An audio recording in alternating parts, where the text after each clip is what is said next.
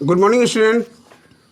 तो आज हम लोग लेसन 2 का क्वेश्चन आंसर शुरुआत करते हैं। ठीक है, तो सबसे पहले आपका है टिक द करेक्ट ऑप्शन, यानी कि जो सही है उस पर सही का निशान लगाना है, यानी कि टिक लगाना है। ठीक है, जो सही ऑप्शन है उस पर सही का निशान लगाना है।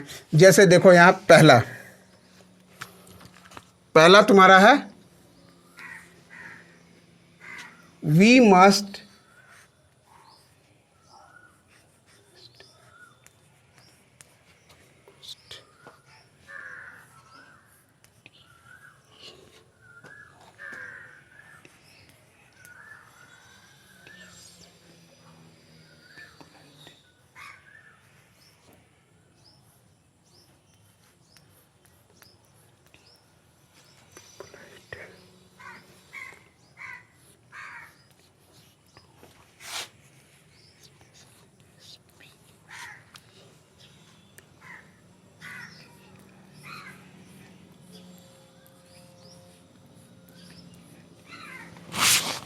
यहाँ जो नंबर 1 में है वी मस्ट, यहाँ टीस be polite to special people. Special जो पीपुल होते हैं उनके साथ हमको कैसा व्यवहार करना चाहिए? टीस बी पोलाइट, यानी कि नरमी से या सख्ती से। ठीक है, बी पोलाइट, तो इसमें हम लोग क्या करेंगे? ये बी पोलाइट जो है ये तुम्हारा सही है। बी पोलाइट क्या है? सही है। ठीक है, नंबर 2 देखो,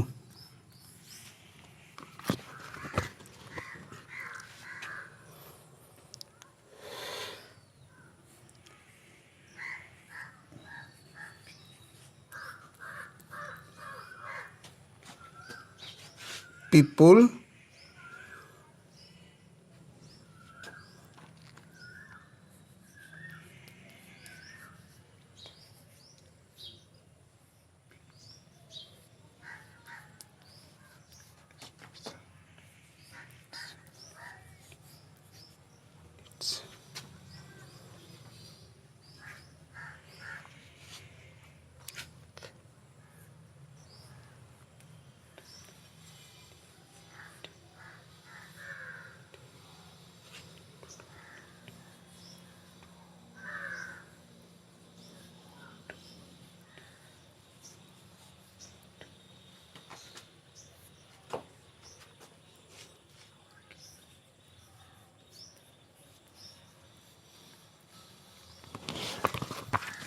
नंबर 2 में देखो people with special needs, people with special needs need do not need our care, यानी कि जो स्पेशल पीपुल हैं उनको ज़रूरत है, देखभाल की ज़रूरत है कि नहीं है? डू नॉट नीड या नीड, देखभाल करने की ज़रूरत है या नहीं है?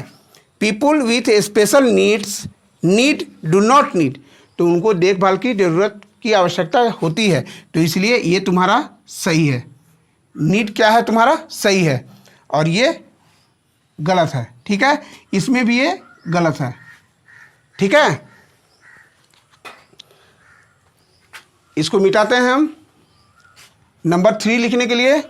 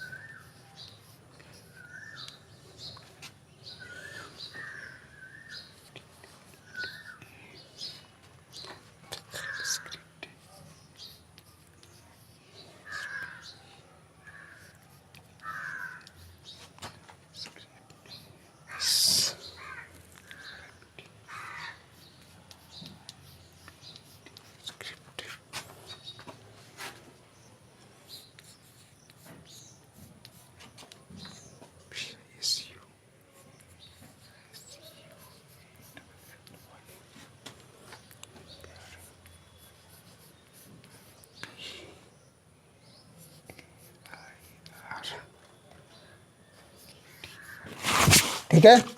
नंबर 3 देखो, Louis Braille, Louis Pasteur.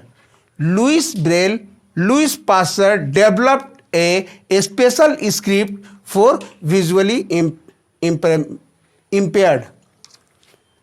Louis Braille, Louis Pasteur, यानी कि 2 ऑप्शन है यहाँ पे, लुइस ब्रेल और Louis Pasteur develop a special script for visually impaired, यानी कि जो दृष्टिहीन व्यक्ति हैं उन लोगों के लिए लुइस ब्रेल ने स्क्रिप्ट डेवलप किया था या फिर लुइस पास्चर ने।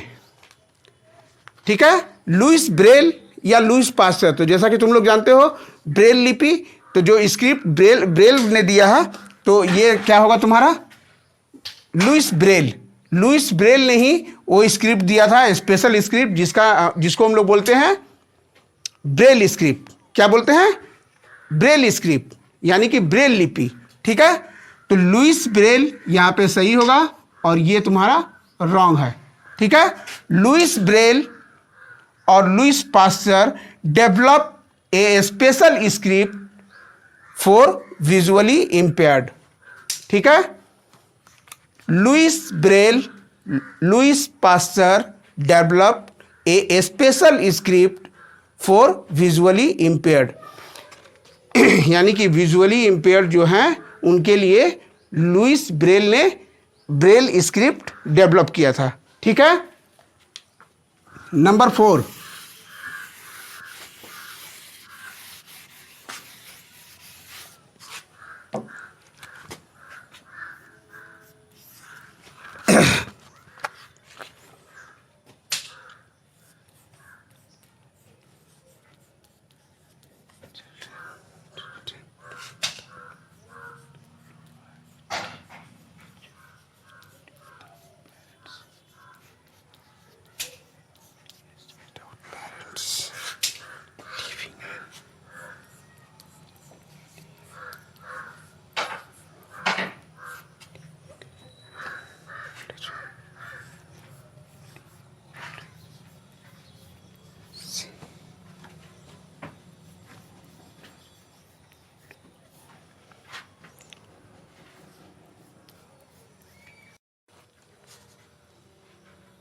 नंबर 4 तुम्हारा है, children without parents live in an old age home orphanage.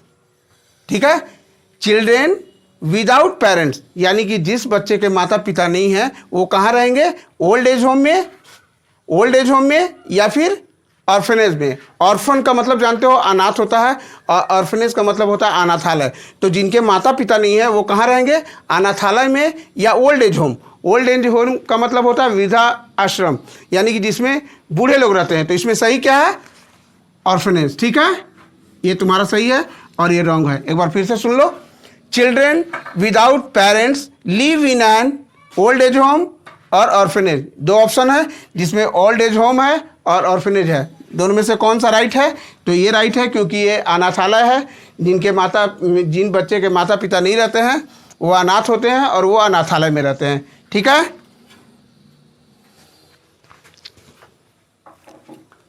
तुम्हारा लास्ट है नंबर 5।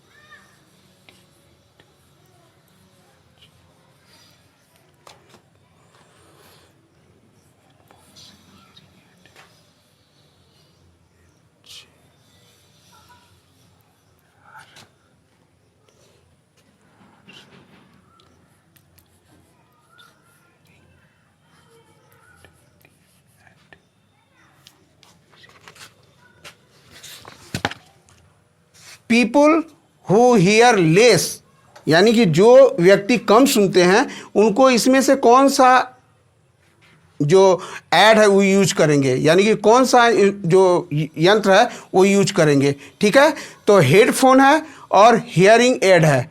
ठीक है, पीपुल हु हियर लेस, यानी कि जो व्यक्ति को कम सुनाई देता है, यानी कि जो बहरे होते हैं, तो उनको हम इनमें से कौन सा यूज करेंगे बोलेंगे, तो हम हियरिंग एड यूज करेंगे। ठीक है, और ये तुम्हारा रॉन्ग आंसर है। ठीक है, people who here less use hearing aid, ये सही होगा। ठीक है,